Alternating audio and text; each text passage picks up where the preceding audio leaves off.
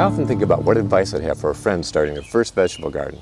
In particular, what if my friend is very busy, doesn't want to spend a lot of money on the garden, has a relatively small yard, but still wants to produce plenty of fresh produce for their family? This will be the focus of my new beginning gardening series. Today's video will be the first in that series, and I'll focus on things to consider when determining the best location for a vegetable garden. As a rule, it's best to pick a location that gets 6 to 8 hours of direct sun.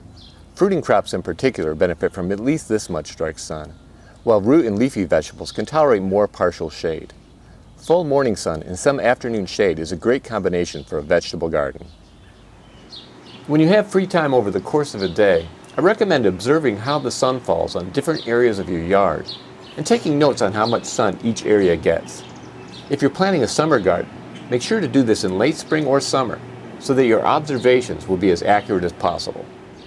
In other words, don't rely on observations made in the winter when the sun is lower in the sky and leaves are absent from deciduous trees. For example, this location is the sunniest spot in winter, but the most shaded in the summer. Even if there are no areas of your yard that get 6 to 8 hours of direct sun, you still may be able to grow some crops. Most of our garden gets less than 6 hours of sun per day, but we still manage to grow quite a bit of food by growing a lot of leafy greens, root crops, and small fruiting crops like cherry tomatoes and jalapeno peppers. It's also important to consider the quality of the soil and avoid areas that may be contaminated, especially if you're planning on growing in the native soil. For example, I'd be wary of sites that have a history of industrial or commercial use, or where a building was torn down, or where pesticides were used heavily.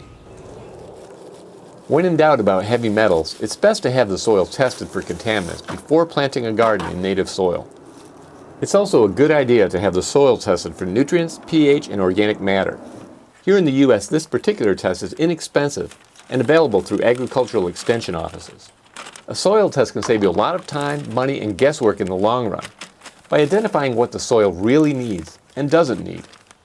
I suspect that if we had tested our soil earlier, we would have found that we already had nutrient surpluses years ago, and we could have saved ourselves a lot of time and effort. Getting back to the issue of contaminants, growing in raised beds is the best way to ensure your soil is safe to grow in. I'll talk more about raised beds in the next video in this series, but in the meantime you can follow the link here or in the description below to see how we make our raised beds. It's also a good idea to locate your garden close to the house. Our yard is so small that this isn't really a factor, but if you have a very large yard, having the garden closer will make it easier to tend to the garden and to harvest its bounty. It's also a good idea to have the garden close to a water source. This is certainly true when hand watering, but it's also true when using an irrigation system, because the shorter water runs will be less vulnerable to problems.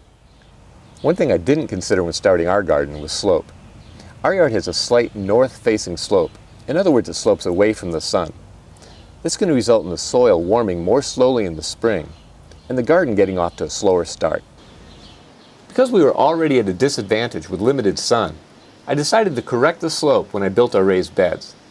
Though the yard has a northern slope, the beds have a slight southern slope, which helps the soil warm in the spring and get the growing season off to an earlier start. So if you live in a cooler climate with a relatively short growing season, a south-facing slope can provide a significant advantage. If on the other hand you live in a very sunny climate, say you live in Phoenix, Arizona, you probably don't want to have your summer garden on a south-facing slope. Another factor to consider is the presence of structures to protect your garden from the elements and possible garden invaders. Are there trees, fences, or buildings that won't significantly shade the garden, but will provide protection from extreme winds? Is there fencing or some other barrier to keep deer out of the garden? Here in the suburbs, we don't have to worry about deer, but the buildings, fences, and trees that surround the garden protect it from harsh winds and create a nice little microclimate that is friendlier to a vegetable garden than an unprotected area would be. Finally, before you get started, make sure to learn if your municipality or homeowners association places any limits on vegetable gardens. Bans on front yard vegetable gardens are especially common.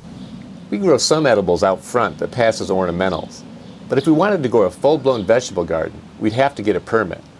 Backyard gardens are less often prohibited, but some homeowner associations may forbid them, so make sure to take these limitations into account early on in your planning process.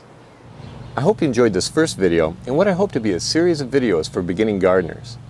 The next video will focus on how to start your first vegetable garden bed without spending much money or having to work too hard. Well, that's all for now. Thank you very much for watching. And until next time, remember, you can change the world one yard at a time.